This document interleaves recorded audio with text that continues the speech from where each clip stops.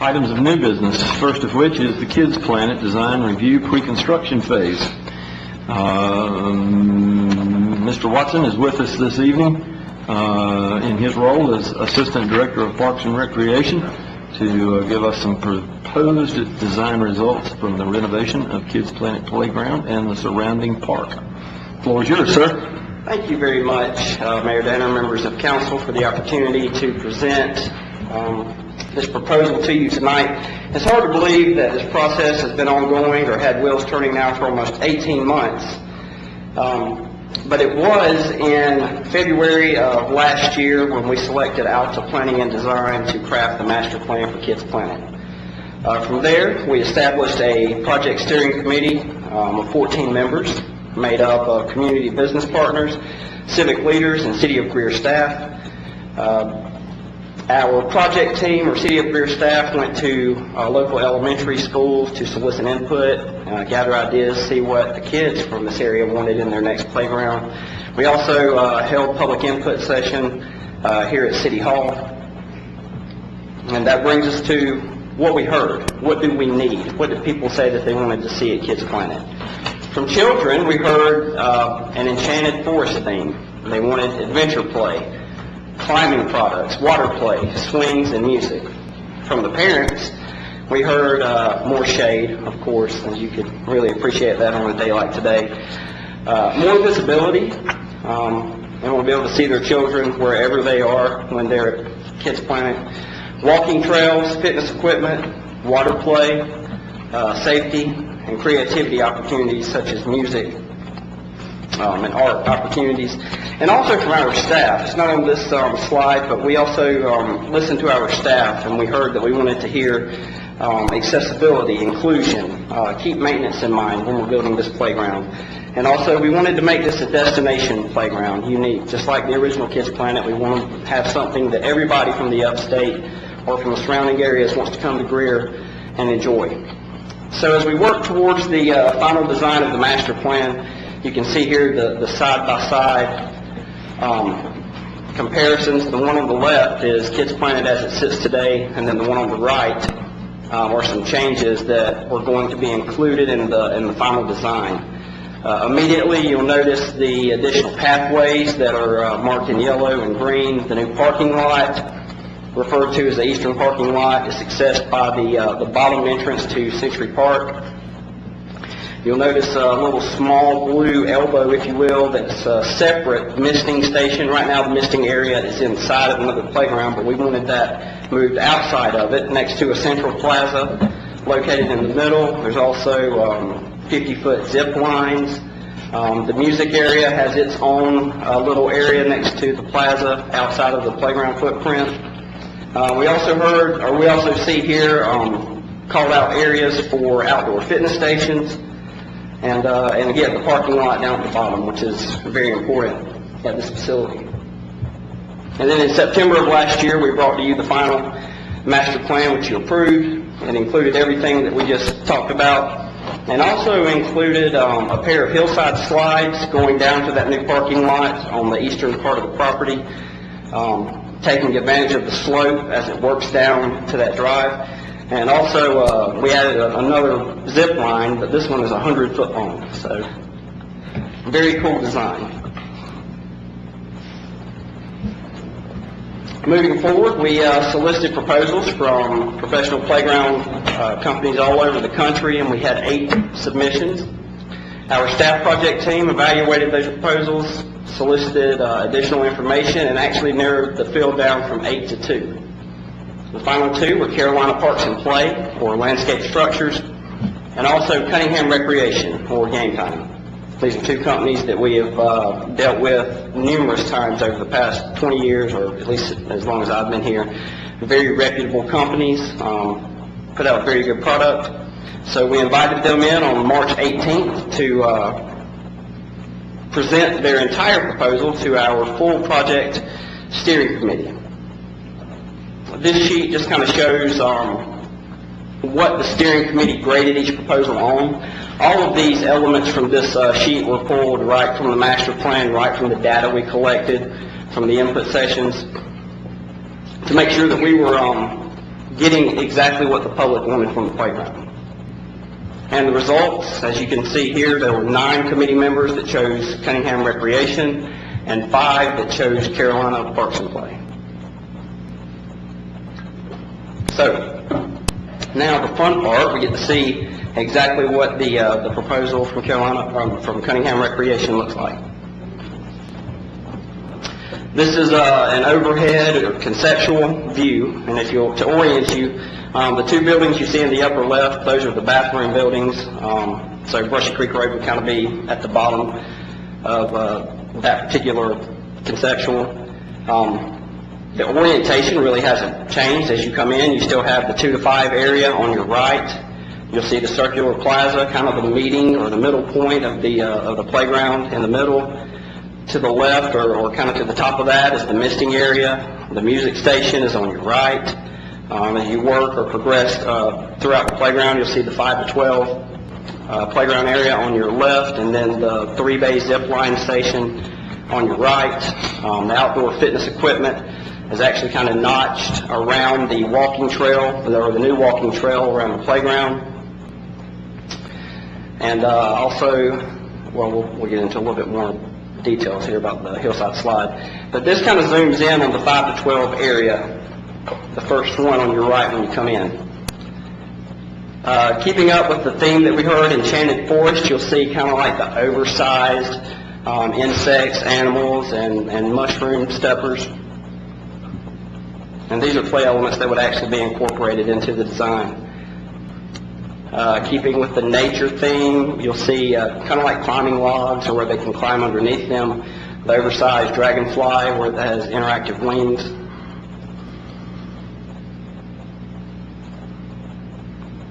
This is one of our favorite parts of the design. This is actually going back to what our staff said, where we would like to see more inclusion and accessibility. These are components integrated into playground structures now, spread throughout the entire playground to address sensory processing disorder, autism, and other disabilities, to make the playground more friendly for everyone. And in this particular setup, they're not just centralized or in one part of the playground, they're spread throughout.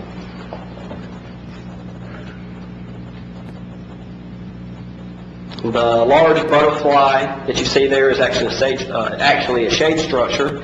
It can be customized. It can be a flower. You see the butterfly down there in the bottom right. It can be palm trees that you see there at a water park.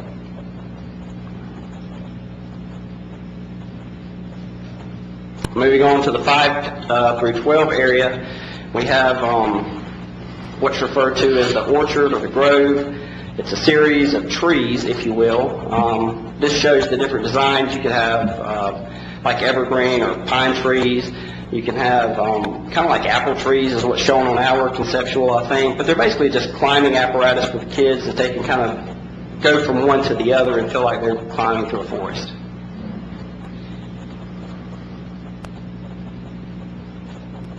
This seemed to be a staff favorite. It's kind of like a climbing net, if you will, that connects 2 of the towers in the 5 to 12 area. It's a triangular in shape. It's fully enclosed, but again, going back to transparency, you can see through it. Kids can crawl through it. They can walk through it. They can climb through it. Seems to be pretty popular.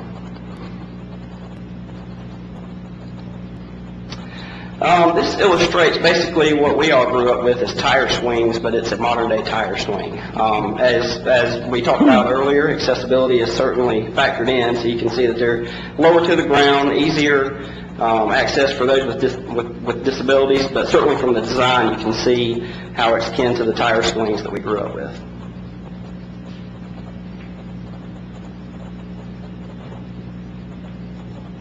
And again, another example of the nature theme, another log climber. That's a spring toggle. It's supposed to be a mushroom that all the kids are kind of hanging on there that spins around. And then in the bottom right, you have cattails.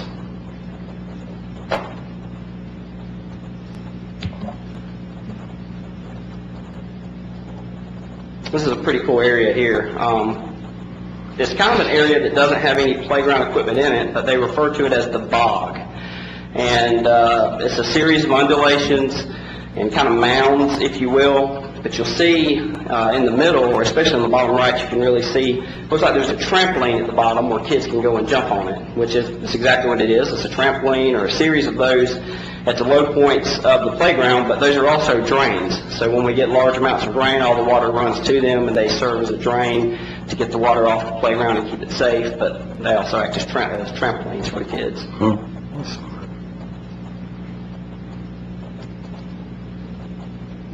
And then I think this really illustrates the dedication to the theme by Cunningham Recreation. Enchanted Forest, you can see that the tower really fits, or the first thing that at least pops in my head when I think of that. To put it in scale, you'll see the girl climbing down it. We figure she's probably 4 or 5 feet tall, so overall the tower is about 25 feet, so really tall.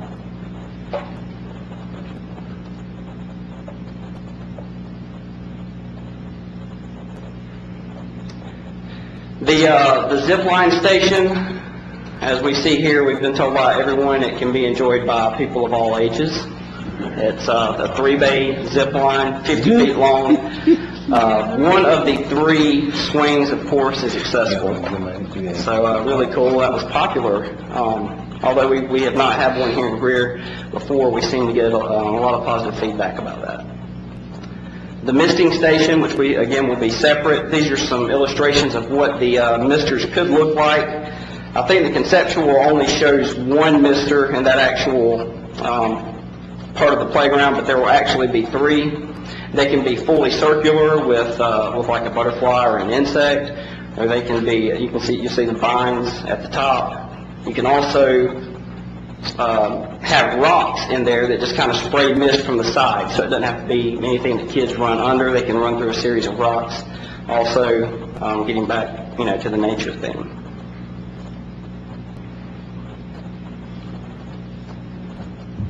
And again, these are just more examples of what the trees can look like, just to kind of give you a better ground or eye-level look at those.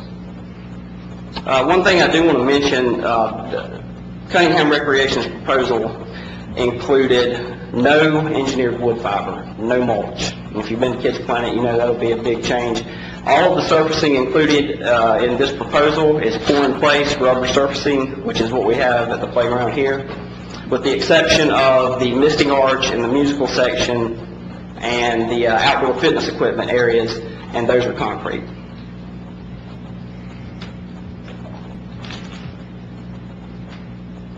This is kind of a zoomed in look of what the music section would look like.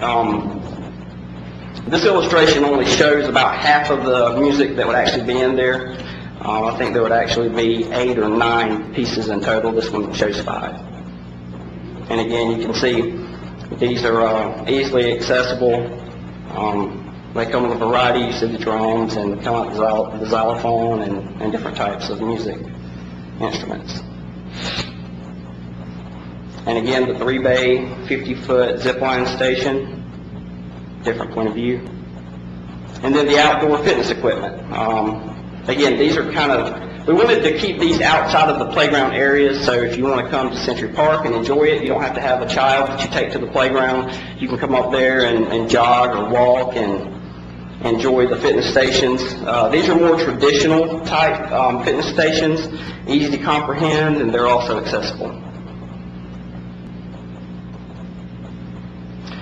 Here is the hillside slides. So if you're familiar with Century Park, when you pull into the lower entrance to the ball fields, that's the area on your left where you're going back up the hill to Kids Planet, which is kind of undeveloped. That's the area where these slides would be.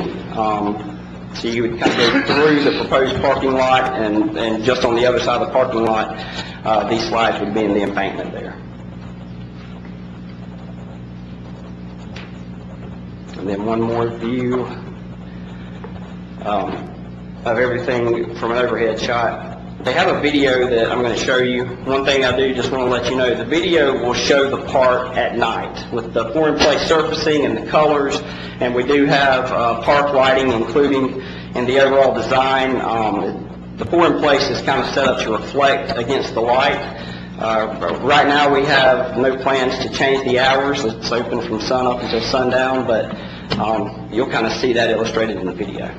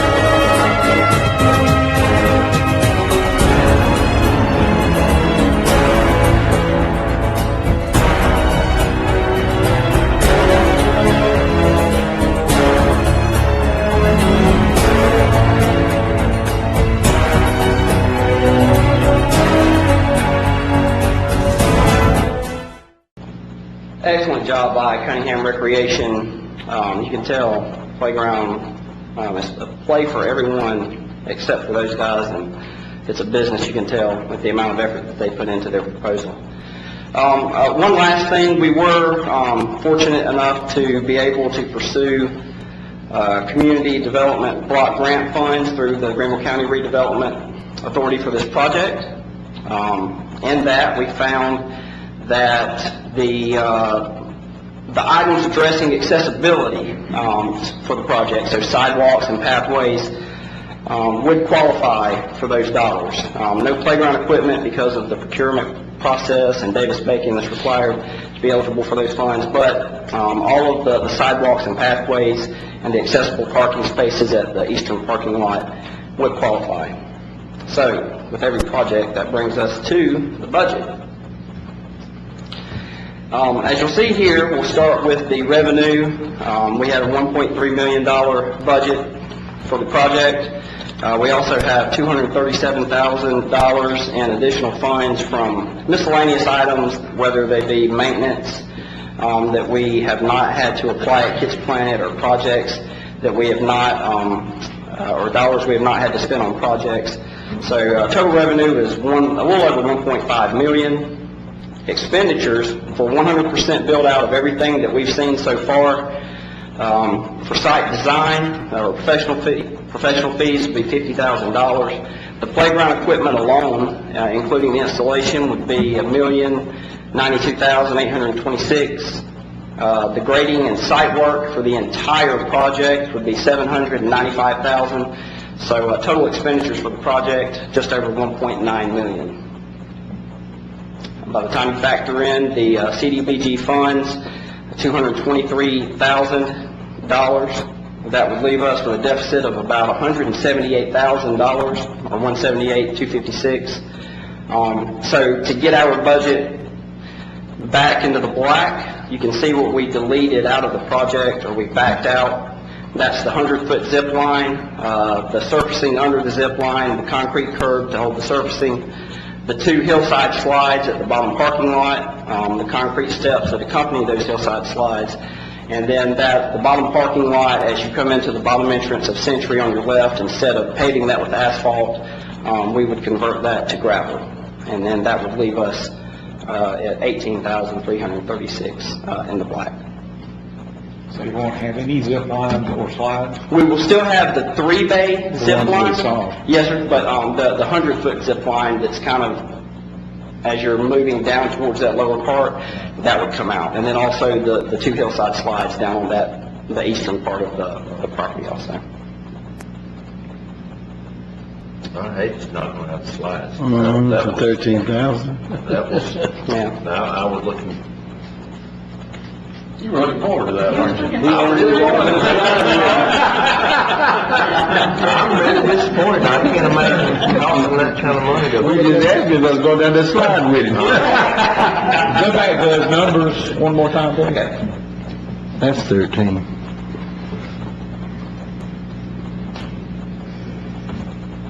We need some sponsors for those hillside slides. I agree. Speaking of that, what happens to all of the folks who donated and everything is, The personal effects. all that's out there? What's going to happen? So our plan right now is to close the playground that's usually after Labor Day. Our staff will come in and remove all of the personal effects that's engraved, that were hand painted or whatnot. We plan to remove those, collect them, store them in our warehouse. After the installation of the playground is complete, and we can kind of go out, walk it, and get our head around it, we'd like to then see and work with our Cultural Arts Division to maybe create some type of sculpture or some type of piece and figure out where on the property it would fit to display those items. That includes the pickets of the fence where everybody's name is? Yes, sir. That's, I want to insist that happens, because if it were not for all of those folks, you wouldn't be able to do this today. Absolutely.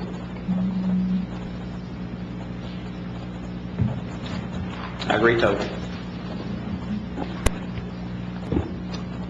If I may offer, one of the things that I would like to remind us is that the $1.3 million budget was established, one, by $1 million of the proceeds of the sale of the Allen Bennett Hospital.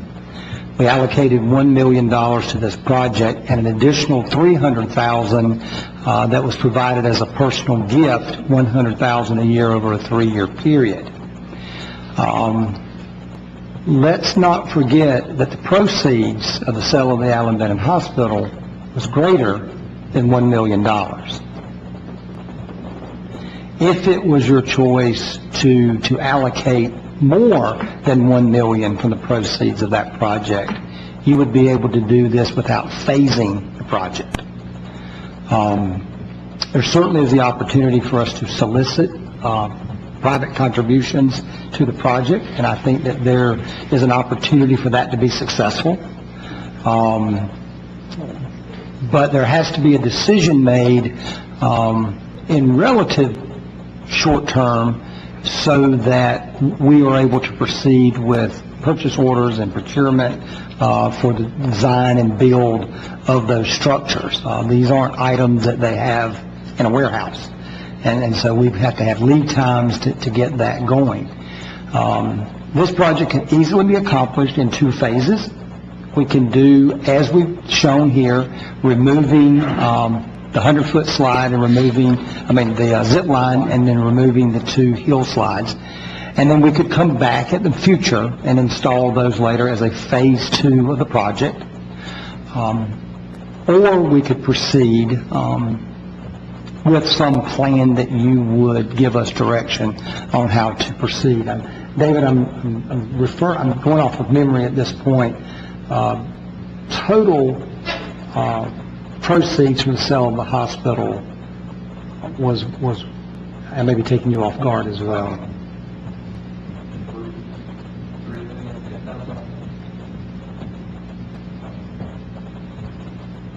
That sounds high. Is it that high? Is that right? Okay. Yeah. Unallocated. Right. That's right. You're right. I don't remember the exact number, this graduation is about 1.1, 1.2 million. Yeah. Unallocated, unexpended funds. Yeah. And while we have our eye on those dollars and lots of projects that we have going on, the difference between what that sale was and where we are, that determination has not been made by council. We've used some portion of that in our projections moving forward and for all the other projects that we have going on. So we've got 1.1 million out of that sale is unencumbered, right? That's 1 point. Yes. 1112, right? Okay. Yeah. And I simply offer that to say, if you like what you see, we're able to do it in 1 phase. If you want us to hold, we can certainly do it in 2 phases. And Start with the phase and then get it done. I think there's pretty clear evidence we want to see the slides. I want to make sure he goes down that slide with me too.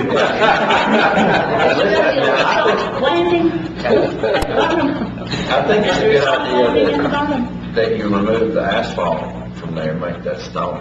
I mean, that's basically what it is now, right? The lower parking lot is stone. It's stone and grass. Right, it's a grass area, yes, sir. There is Miss Albert, a landing pad, or at the bottom of the slide is a rubberized or mulch, however you prefer it, at the bottom of it. Yes, ma'am. I didn't want Jay to get hurt my hand. So there's all the handicap parking is to the other end of the park, is that correct? Well, so if I can go back just to show you this. Even if we went to gravel or asphalt or whatever, the orange spaces on the eastern or right part of the illustration, those will still be paved because they'll be paved with CDBG funds. The pathway in blue headed up to the playground is completely accessible. So we could use those accessible parking spaces will also serve the playground in addition to the ones at the top also. as we worked through this process, we were very hopeful that we would have the opportunity to use more CDBG funds in this project. But as you know, they're heavily regulated. We have to do it according to the federal guidelines for the use of those funds. What we were able to get is what we're demonstrating here. had we been able to get additional funds, which we had hoped for, we would have been able to have covered the entire cost under the dollars that were originally allocated. It's just that we can't get the full capacity. We set aside $500,000 in CDBG funds to assist with this project. We can't take advantage of the full $500,000. But you're saying we have funds out there to do this whole project if we wanted to. Yes, you do. Well, we only do this every 20 years. I just say go ahead and do it. Yes, I agree. Now, I don't know what council thinks, but I like the idea of stone versus asphalt any day. The only thing is, we're gonna have, just a quick count, 5 or 6 handicap spots down there. I don't know why, we wouldn't just do the other, 10 or 12 spaces just to have that piece of it completed. To Riley's point, if we're gonna do half a dozen spaces, I don't know why we wouldn't go ahead and do the other 12. We don't see what it do concrete. I know, I'm serious. I know you're As far as the cost, see, Yeah. we could do nothing. But yeah, I agree with Riley. I think we ought to, if we've got that much, we'll be taking it down by, we've got that much unencumbered funds, we're taking it down by 10%, right? Because it's 100, what was it, 120,000? What was the? For the parking lot. 195, okay, 200,000. It was, 100,000. Oh, I'm sorry, you're not talking about parking lot, I'm sorry. And keep in mind, the point of the CDBG funds is that we allocated $500,000 to this project. We're only using 223,000. The difference is still our money. We just have to use that in qualified CDBG uses. So that can be applied to something in the future that we would have used our own money for, and we're just simply, taking it from one side and using it on the other. But it's not more money. We're just using pre-qualified dollars, restricted dollars, where they can only be used. We just have to swap money to do that. And that's not inappropriate. It's just you use qualified money where qualified money can be used. So what do we need to do? Does that need action? Does that need to come back to us in the form of a recommendation? What we would ask of council this evening is to give us direction for the path forward, and if it's council's desire that we would design and erect this project in a single scope based on what has been presented to you this evening, we need that direction. And we would come back to you later with some additional dollars. These are planning dollars, but we know what we believe the difference to be. We've got some contingency in there, and that's absolutely necessary. But it's an aggressive time schedule for us when we close that park immediately after Labor Day, and for us to get that park opened back in a timely manner as we come in the next year. We need to keep that park activated as long as we can through this season, and so that window is short. And these are the things that Red and Ann will be working very, very closely because they'll be almost at the end of their Center for the Arts as we are challenging them to move forward with the next. But your original direction for us was to stay within the dollars of the $1 million transfer and the $300,000. We've added additional resources from CDBG and has found some additional dollars in their budgets to be able to apply toward this as well. We're giving you what we have, and we just need that direction. And I think it would be appropriate for a motion to direct us how to proceed. At this point, or once we get some? I think if we can move forward with that now, we can start communicating from the design perspective. Okay. And we will look at the available resources on our end, but I am confident that those are there. Even if we were to look at a future expenditure utilizing HUD funds, CDBG funds, that we would make the swap on those. But the resources are available for us to do this in a single phase versus a two-phase project. Well, I'll make the motion that we move forward doing this project and funding the project as a single phase project. Got a motion and a second. Floor is open for any further discussion. So we're not expecting any great windfall from Greenville County Recreation. Stay out of our way. And I had a question for you. The exercise station, Question, though. is that primarily for adults that'll be kind of coming through the park, or what? Adults or children can use them. There's signage for each one to kind of explain it, but they're pretty like the push-up station and whatnot.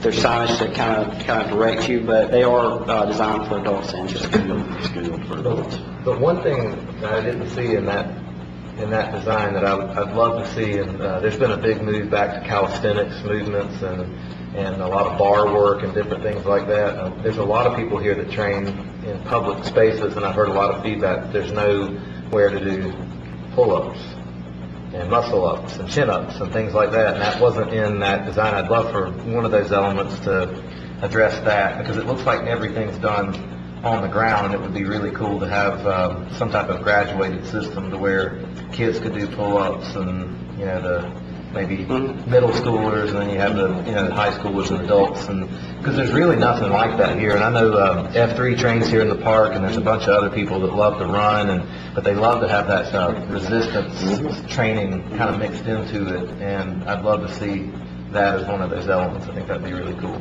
Sure. That's very doable. Thank you. Have a motion and a second. Any further discussion? I'd just like to thank the Recreation Department for their hard work.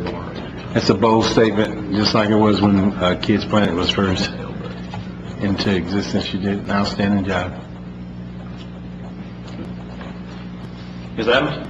Mr. Airwood. Yes. Mr. Griffin. Yes. Mr. Dumas. Yes. Mr. Bettis. Yes. Ms. Albert. Yes. Mayor Danner. Yes.